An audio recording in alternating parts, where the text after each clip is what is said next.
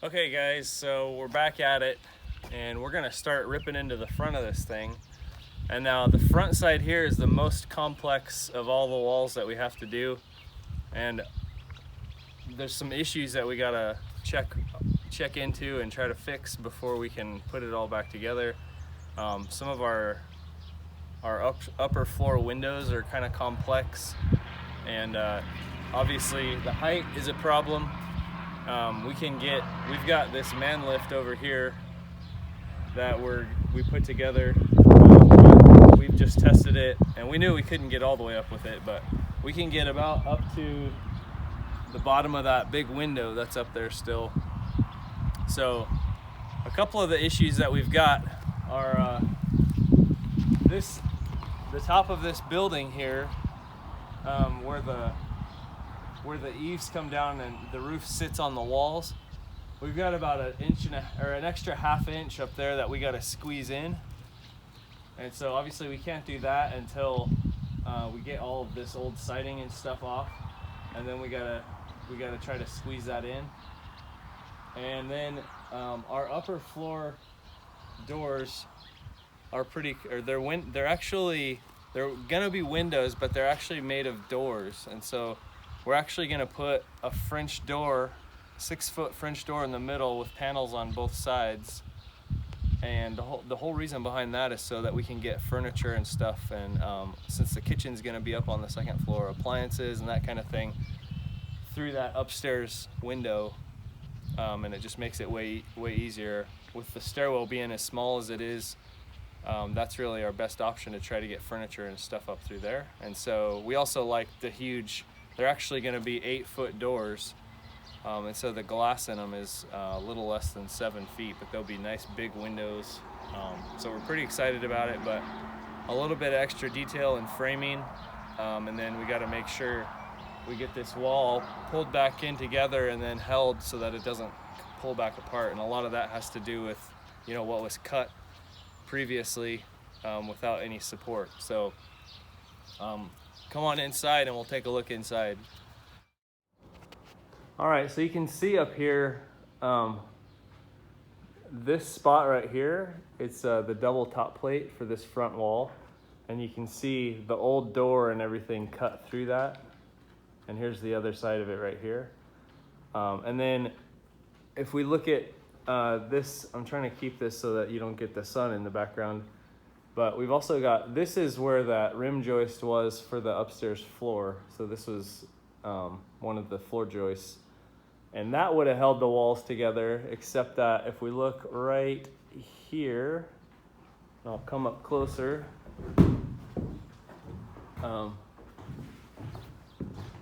You can see that gap right there, and that's about the difference we have from the bottom of the wall to the top of the wall. And so we got to try to suck that together. And if you look at this, you can see it from down here, but this framing member is bent trying to hold that together. So it's like that one board is the only thing kind of keeping us from pulling apart. Obviously the siding helps too, but and then when we put our shear walls and stuff, our green zip board on, it'll also help that not be an issue anymore. So to pull that wall together, our little high tensile lines aren't going to do. We're going to have to run some chains most likely, and get a come along up there to pull that wall back in. So, and we might even have more now since the last time I measured it that we got to pull in, but we'll check that out. So anyway, a little bit complex.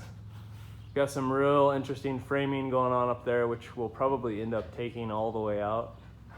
I'm not sure if they just ran out of wood or changed ideas or what they did up there, but it's pretty non-standard and it's not going to really work for what we're doing. So yeah, and then our windows up here are going to be quite a bit bigger. So yeah, a lot of extra stuff to work on, and things that are going to take a little bit of effort and a little bit of thinking to make sure we get them right going back forward.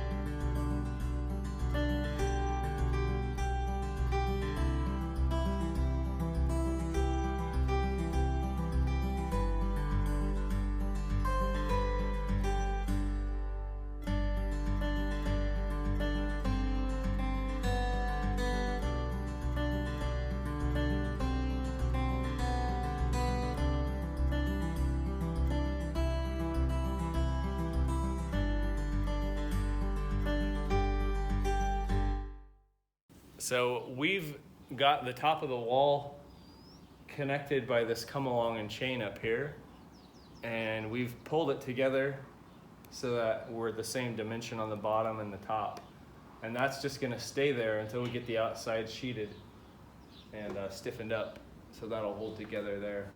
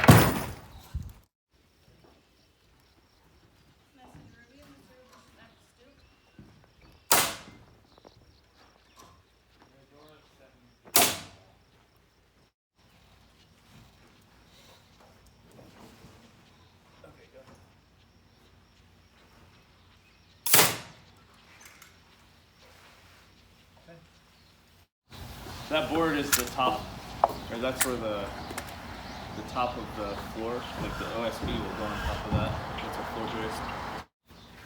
So this right here is the level of the second floor. So our second floor deck will sit right on top of this.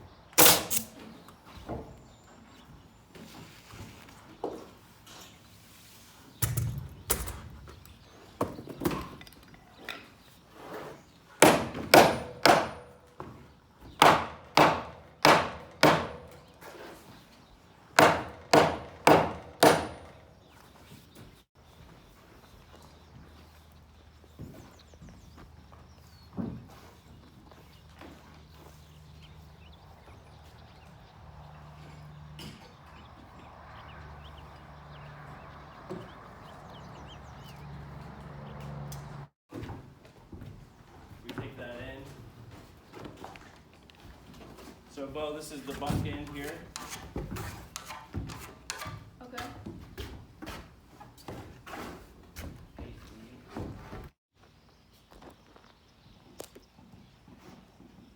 Lay down.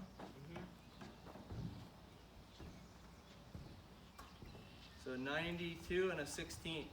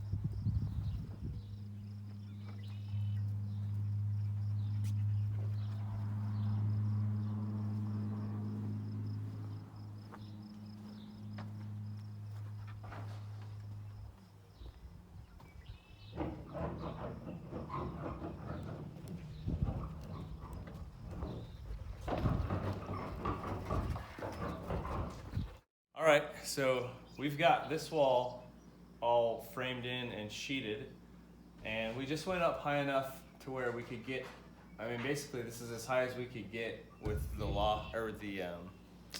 the lift on the tractor.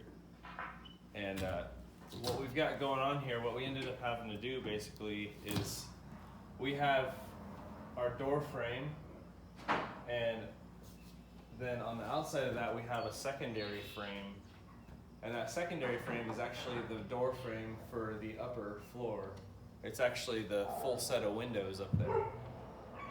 And so if we look down here again, we've got a double stud and a trimmer, and you can see up here where we have the horizontal top plate, the double top plate, these double studs here are going to continue straight up, and so that'll basically carry the weight, the load of the header that goes above our upstairs windows and brings it all the way down to the bottom plate here. And so we had to get a little bit creative with that. This being a balloon framed wall, it's just open all the way to the top. It makes it really hard to designate, you know, where we got floor and, you know, all that kind of stuff, since our floor attaches to the walls.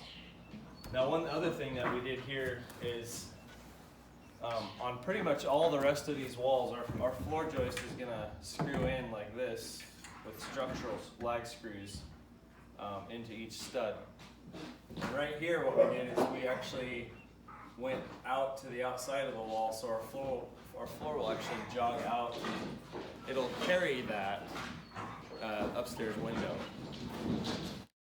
So we have here, this, you can see the old door. There was a door in the middle, right here, and then there was a window on either side. And this is going to be the width of our new windows going up to the top. So you can see we're going to cut this double top plate here and here, and then we'll carry these double studs up, and those will actually carry our new header that'll come across here, and then our other double studs will come across there. Just ignore the hand. And then if we pan up a little bit further, even that big bright spot up there is, you can see where they didn't put sheeting, and all you see there is house wrap between us and the sunshine. And then that big window, which actually extends 2 or 3 feet up into the attic, we have to take out. And so that's all gonna be stuff that we have to deal with on a taller lift. So we'll see how that goes. But most of this stuff is just gonna be all kind of unconventional framing, or we're gonna rip out all this unconventional framing and try to carry that whole theme all the way up to the top there. And I'm gesturing in the background and you can't see me, but that's okay. That really is okay.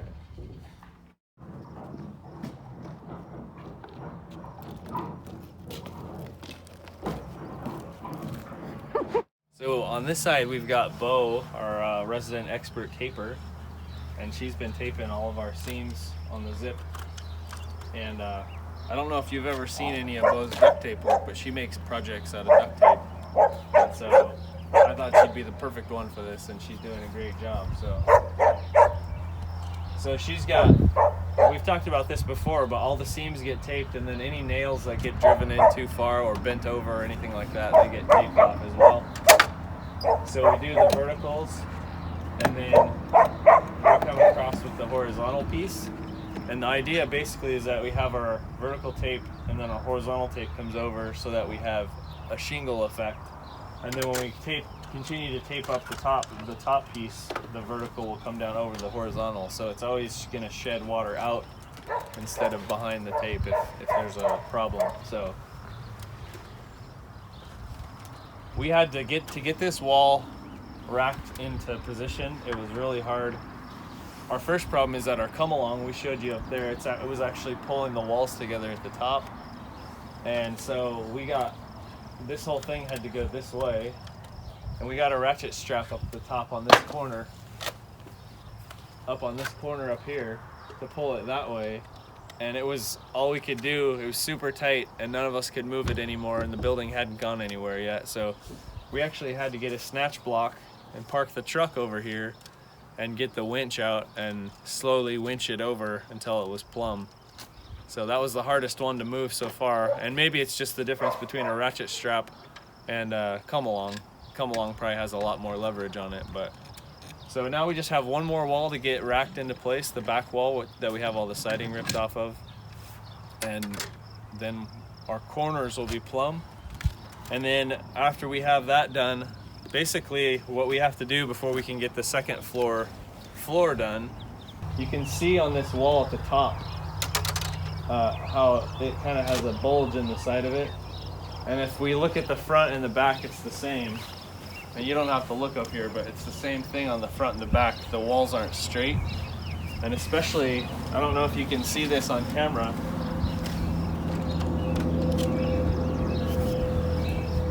Probably couldn't see that much, but there's nothing supporting that wall. So we basically have 30 feet of studs that are cut in various places. And so that whole wall just flexes like a diaphragm. So, oh, hi. So once we get those pulled in, we'll have to put in inside braces to hold that together, and then the floor will have to get screwed in, and the floor should hold all that together then once we get done with that. Actually, yeah. What about these nails right above the thing? Are they sunk too deep? Some of them are. Like that one is, this one is, that one is. Yep. Go for it. Just tape them like Tape these them, ones? yeah, one at a time. Okay. I don't know, maybe. The dogs have never been so distracted and distracting this whole day until we start getting out the video camera. So we've gotten all this side ripped off, and there was one of our resident birds that just flew out. We've had huge bird nest problems this spring, but we do every year. But as soon as we get this all buttoned up, then that won't be a problem anymore. So the boys have actually been doing all the basket work for the most part. They've been up ripping all the siding off. They start on the ground, and we have to pull off all these pieces of like T111 particle board and grab them at the bottom, and they pretty much just pop right off because there's only a handful of nails in, you know, a big 12-foot sheet. But if the sheet's only 2 feet by 2 feet, there's like 25 nails in it. So that's pretty much how we've found everything to work. And then they've ripped off all of the shiplap siding, and we've worked our way up / down the wall, and now we can rack this wall, and then we have to reframe it.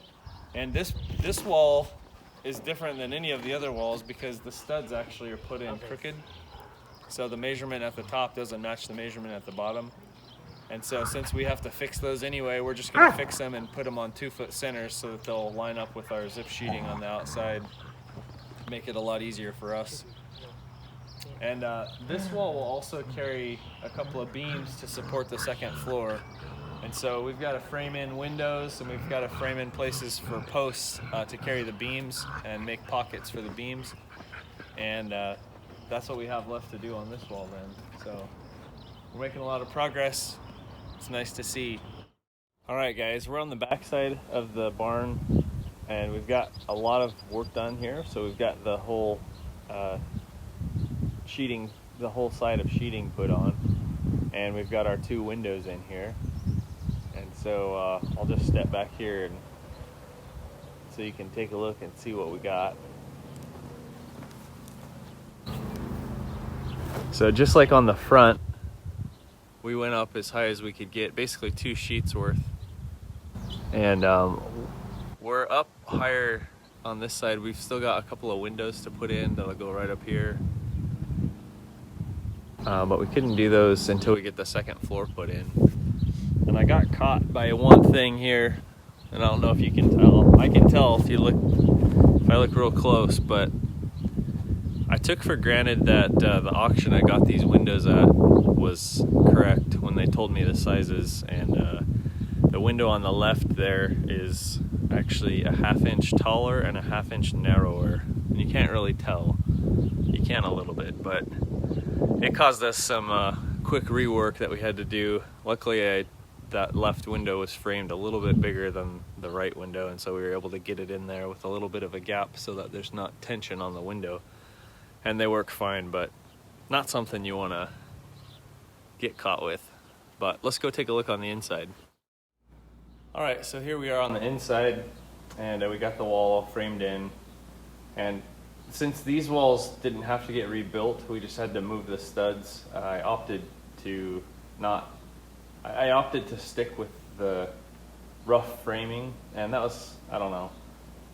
We want to try to keep it as much as we can original, but the rough framing is, I don't know if you've ever worked with it before, but it's really hard to work with because all the boards are different thicknesses. You might have a different thickness at one end from the other, different widths, and so trying to find boards that are the same, as soon as you think they're the same, the other end isn't.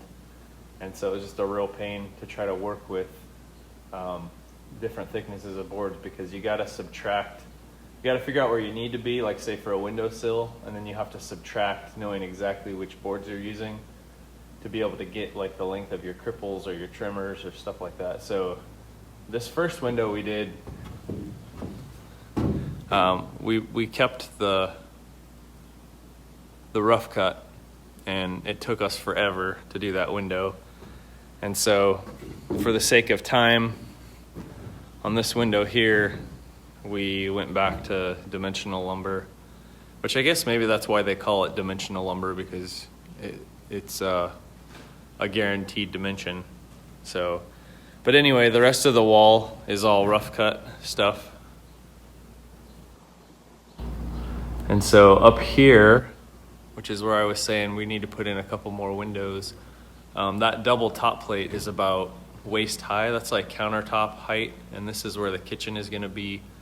And so we will have a couple of small windows above that.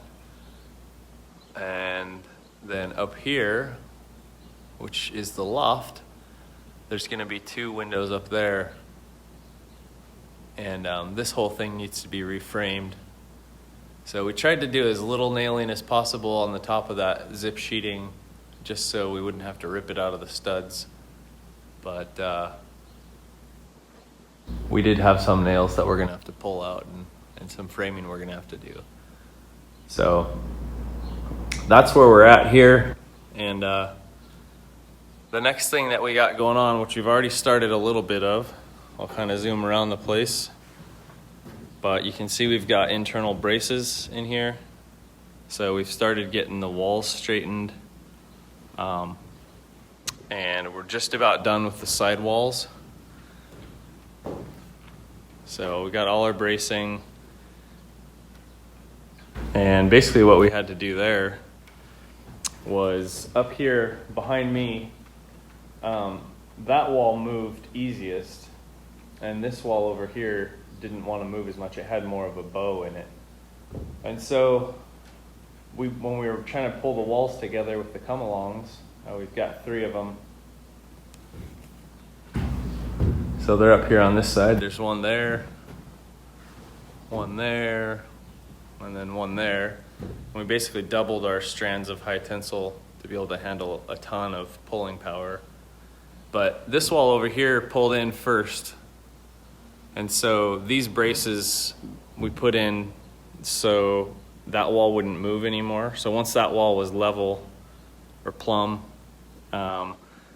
then we put those braces in so we could keep tensioning those come-alongs and get the other wall to move. And now remember, the corners are already plumb, and we had bulges in the walls on the outside where the roof pushed out. So now if we go outside again, you can see that we're a lot straighter. And now the eave's a little bit crooked still, but the wall is a lot straighter than it used to be. Same with the other side.